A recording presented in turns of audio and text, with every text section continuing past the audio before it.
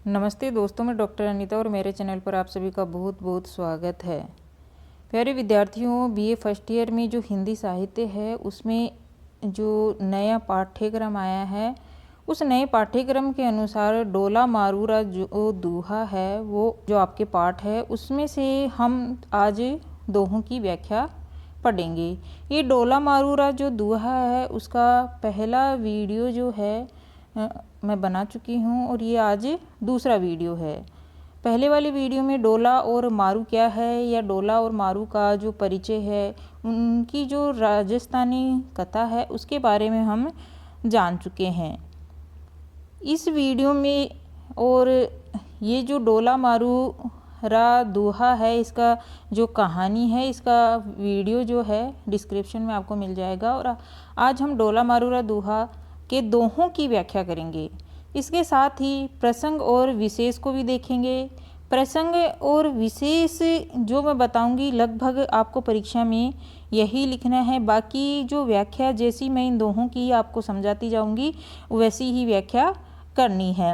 दोहों की सबकी व्याख्याएं अलग अलग होगी, बाकी प्रसंग और विशेष जो है लगभग सेम से ही रहेंगे। तो आपको परीक्षा में जो है वो लगभग अच्छे नंबर मिल पाएंगे। जैसा मैं दोहों में समझाऊंगी वैसी आपको व्याख्या करनी है। अब जो डोला और मारू है, इनका सामान्य परिचय हम देखें तो पुंगल का जो राजा है और पिंगल की पुत्री जो मारवणी है और नरवर का राजा जो नल है उसका पुत्र है डोला। पुंगल का राजा पिंगल की तो कौन है पुत्री मारवणी, और नरवर का जो राजा नल है उसका पुत्र है डोला। यानी मारवणी और डोला की ये कहानी है। डोला को जो है वो साले कंवर के नाम से भी जाना जाता है। एक बार क्या होता है कि पुंगल में अकाल पड़ जाता है, तो वो जो राजा है राजा नल के यहाँ चले जाते हैं, पुंगल के राजा पिंगल।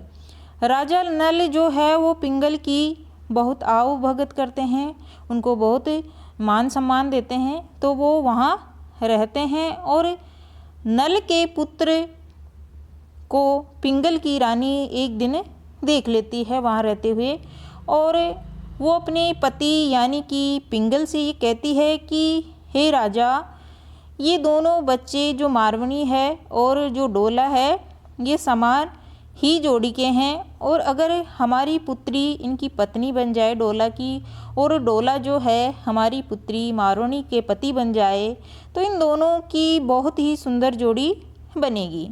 इसलिए इन दोनों का विवाह हमें कर देना चाहिए। राजा ने रानी से कहा कि आपकी बात तो विचारणीय है, विचार करने योग्य है, लेकिन हम विपत्ति में यहाँ आए हुए हैं और यहाँ हम अगर लड़की का विवाह कर देंगे तो लोग हम पर ही हंसेंगे। अब यहाँ से हमारा पाठ जो है वो शुरू होता है, डोला मारू रा दोहा। तो चलिए देखते हैं कि अम्ब तजी नहीं कोयला, सरवर सालू रा है, राज हिवई माँ पात रहू, आ धन धऊ औरा है। ज्यों थे जानू त्यों करऊ, राजा आइस दीग। रानी राजा नू कही, ओ माँ नात रहू कीद। अम्ब तजी नहीं कोयला, अम्ब यानी आम, अम्ब का मतलब होता है आम। तजी यानी छोड़ती नहीं है, नहीं यानी नहीं, कोयला यानी कोयल जो है आम को नहीं छोड़ती है। और सरवर सालू रा है, सालू रा है यानी मेंढक, मेंढक जो है वो सरवर यानी तालाब को नहीं छोड़ता है। जिस प्रकार से आम जो वो कोयल जो है आम को नहीं छोड़ती है और मेंढक तालाब को नहीं छोड़ता है, कि हे राजा हिवई माँ पात रहूँ, कि हे राजा हिवई यानी हृदय में, पात रहूँ यानी विचार करो, हे राजा तुम हृदय में विचार करो। आ धन धऊ औरा है, और तुम अपनी पुत्री का विवाह कर दो या तुम अपनी पुत्री को अन्य को दे दो। जिस प्रकार कोयल जो है आम को नहीं छोड़ती है, मेंढक सरोवर या तालाब को नहीं छोड़ता है, अर्थात ऐसे कहते हैं कि इन दोनों की जोड़ी अच्छी है तो इनका विवाह कर देना चाहिए। हे राजा अपने हृदय में विचार करो। ज्यों थे जानूं त्यों करूँ, ज्यों थे जानूं त्यों करूँ। राजा आइस दिग, राजा ने आज्ञा दी। राजा रानी से कहते हैं कि ज्यों थे जानूं, जैसा तुम जानो त्यों करूं, वैसा ही तुम करो, जैसा तुम्हें उचित लगे वैसा तुम करो। राजा आइस दीग, राजा ने आज्ञा, आइस यानी आज्ञा, दीग यानी दे दी। रानी राजा नू कही, रानी राजा से कहती है कि ओ महानाथ रहु कीद। नात रहु यानी निश्चय, यानी हमने निश्चय कर लिया है या अपनी इच्छा अनुसार हम इनका विवाह कर देंगे। फिर आगे जो दोहे हैं वो है, डोलू मारू परनिया वर दल हु उछा है, आ पुंगल चा पद्मिनी औ नरवर चऊ ना है। डोला यानी डोला और मारू यानी मारवणी, परनिया वर दल उछऊ, डोला और मारू परने जाते हैं, उनका वर दल विवाह हो जाता है और विवाह में हु उछा है, बहुत उत्साह के साथ इनका विवाह होता है। आ पुंगल चा पद्मिनी, ये जो है वो पुंगल की रानी पद्मिनी है और औ नरवर का राजा डोला है। तो इन दोनों का विवाह हो जाता है और जब विवाह होता है तो उस समय जो डोला है वो डोला 3 साल के हैं। डोला की उम्र मात्र 3 साल बताई गई है और जो मारवणी है या मारू है उसकी उम्र 1.5 वर्ष की थी। तो उस समय जब उनका विवाह हो जाता है तब अब उसी समय पुंगल में भी क्या होती है कि बारिश हो जाती है, तो राजा पुंगल वापस आ जाते हैं। पिंगल के राजा जो पुंगल की जो राजा थे पिंगल, वो वापस पुंगल आ जाते हैं। यहाँ बहुत समय बीत जाता है उनको आए हुए और मारवणी या मारू जो थी वो उस समय 1.5 वर्ष की थी विवाह के समय, और अब वो मारू जो थी वो बड़ी हो रही थी और जैसे जैसे मारवणी बड़ी होने लगी तो उसका यौवन भी विकसित होने लगा। एक दिन मारवणी को सोते हुए सपना आता है और उस सपने से वह उदास हो जाती है। तब उसकी सखियाँ उससे कहती है कि मारून आँखई सकी, मारून आँखई सकी, आज से काई उदास, काम चित्राम जू दिठमयी, रूप ने भूलई तास।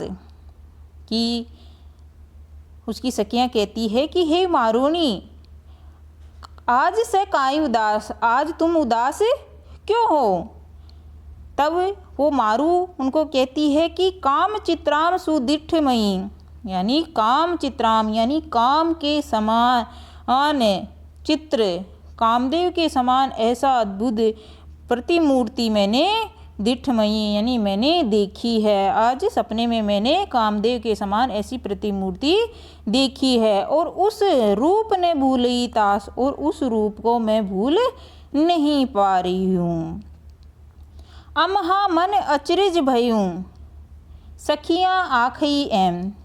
सखियाँ इस प्रकार उनको कहती है मारू को कि अमहा मन अचरज भई, अमहा मन यानी हमारा मन बहुत आश्चर्यचकित हो रहा है, भयू यानी हो रहा है। तई अणदीठा सजना, यानी तुमने अणदीठा यानी जो जिसको देखा तक नहीं है, ऐसे साजन से या सजना से तुम्हें प्यार कैसे हो सकता है, प्रेम कैसे हो सकता है। क्यों करी लगा प्रेम, किस से तुम प्रेम करी हो, तुम्हें सपने में प्रेम कैसे हो सकता है। तब जो मारू है वो उनसे कहती है कि प्रेम तो प्रेम होता है, प्रेम तो प्रेम होता है, जे जीवन तिण तना। वो कहती है कि जे जीवन तिन्हा तना तन ही माही बसत, धारई दूध पयो हरे बालक किम काटत। कि जिस प्रकार कि जो वो साजन है, जे जीवन तिन्हा, ये जो मेरा जीवन है वो उन्हीं के लिए है, और तन ही माही बसत, और वो मेरे तन में ही बसते हैं, मेरे शरीर में ही बसते हैं। इसके जिस प्रकार से जो दूध है वो तो माँ के स्तन में होता है, धारई दूध यानी दूध की धार जो होती है वो पयोहरे यानी स्तन में होती है। दूध की धार तो माँ के स्तन में होती है, लेकिन शिशु का जो जीवन आधार दूध है वो माँ के स्तन में है। लेकिन फिर बालक किम काढ़त, बालक किस प्रकार से उसको काढ़ता है, तो वो अपने प्रेम का उदाहरण ये देती हुई कहती है कि ये जो सपने में मैंने जिनको देखा है वो मेरे, ये जीवन उन्हीं का है, उन्हीं को समर्पित है और वो मेरे मन में ही बसते हैं। और बालक शिशु का जो जीवन आधार दूध है वो माँ के स्तनों में होता है, फिर भी वो बालक किस प्रकार काढ़ लेता है। तो ये हमने जो दोहे किए हैं, मान लो कि एग्ज़ाम में आपके ये 2 दोहे आए गए या 3 आ गए, अब इनकी आपको व्याख्या करनी है। तो वो कैसे करनी है, ये देखिए कि सबसे पहले हमें प्रसंग लिखना है। प्रसंग लिखना है, प्रसंग में ये करना है कि प्रस्तुत अवतरण डोला मारू रा दूहा के डोला मारू विवाह खंड से उद्धृत है। मारवणी की विरह व्यथा जानकर उसके जो माता पिता है, माता पिता ने डोला के पास संदेशवाहक के रूप में गायकों को भेजने का निश्चय किया। मारवणी ने उन्हें बुलाकर उनसे प्रियतम को संदेश देने के लिए कहा। कोई से भी दोहे आ जाए, लगभग सभी में आपको यही प्रसंग लिखना है। अब व्याख्या जो है जैसी मैंने आपको समझाई है वह इसके अनुसार आप लोग को व्याख्या करनी है। फिर जो विशेष आता है, विशेष में कि क्या बताया गया है कि प्रस्तुत पद्यांश में पुंगल के राजा जो पिंगल है और उनकी जो रानी है, उनकी रानी की का अपनी पुत्री के प्रति वात्सल्य दर्शाया गया है। और इसमें दोहा छंद का प्रयोग किया गया है, साथ ही अनुप्रास अलंकार का भी प्रयोग किया गया है। तो इसमें प्रसंग और व्याख्या तो लगभग सभी दोहों में इस प्रकार ही आएगी। कुछ में अलंकार वगैरह जैसे मारवाड़ी शब्दों का प्रयोग किया गया है या राजस्थानी भाषा का प्रयोग किया गया है, या अलंकार जैसे उपमा अलंकार आ जाएगा किसी में, तो वो थोड़ा सा और इसमें लिख देना है। बाकी ये तो अपने को पॉइंट लिखने ही लिखने हैं। तो प्रसंग और विशेष इस प्रकार लिखने हैं और व्याख्या जैसी मैंने आपको समझाई है इस प्रकार से लिखोगे तो आपके एग्ज़ाम में बहुत ही अच्छे से नंबर आ पाएंगे। और आज हमने जो डोला मारूरा दोहों की जो व्याख्या की है वो मैं आशा करती हूँ कि ये समझ में आ गया होगा। और अगले वीडियो में जो दोहे रह गए हैं उससे आगे के दोहे हम पूरे अगले वीडियो में कंप्लीट करेंगे। और मैं आशा करती हूँ कि आपको अच्छे से समझ में आ गया होगा। और वीडियो अच्छा लगा हो तो इसको लाइक कीजिए, शेयर कीजिए और चैनल को सब्सक्राइब कीजिए। धन्यवाद।